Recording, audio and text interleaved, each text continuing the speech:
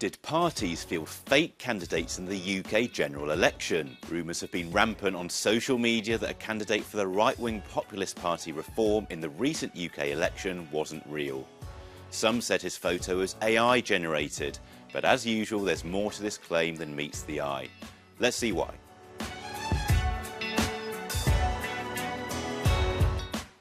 Take a look at this photo of Mark Matlock, a candidate who stood to be an MP for Reform UK in the South London constituency of Clapham and Brixton Hill. You might be forgiven for thinking it's AI generated, and that's what a lot of people online thought too. Rumours quickly began circulating online that Matlock didn't exist, as well as wider claims that Reform had stood fake candidates in other seats. These were fuelled by other claims that Matlock hadn't appeared at any hustings and that his rival candidates hadn't ever met him. He also failed to turn up to the count when the election results were announced in the early hours of the 5th of July. Despite the claims, there's no real evidence that Reform fielded any fake or non-existent candidates. Various domestic news outlets such as The Guardian, the BBC and Sky News have reportedly confirmed Matlock's identity. He also appeared on GB News a few days after the election to discuss the claims. He said the reason he hadn't been at the vote count was because he was suffering from pneumonia, repeating what he said on X before the results were announced. As for his supposedly AI-generated photo,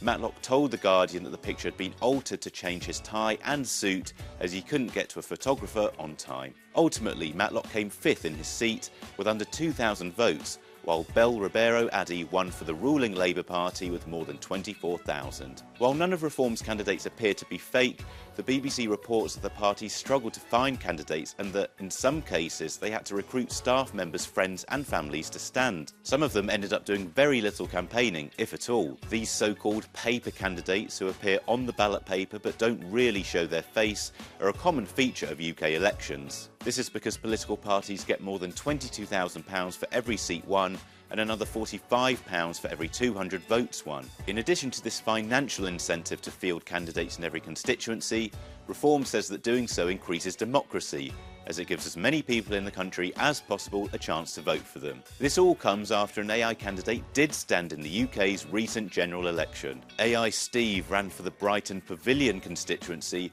but only picked up 179 votes. You can read more about him over on Euronews Next. For more investigations and fact checks, head over to euronews.com.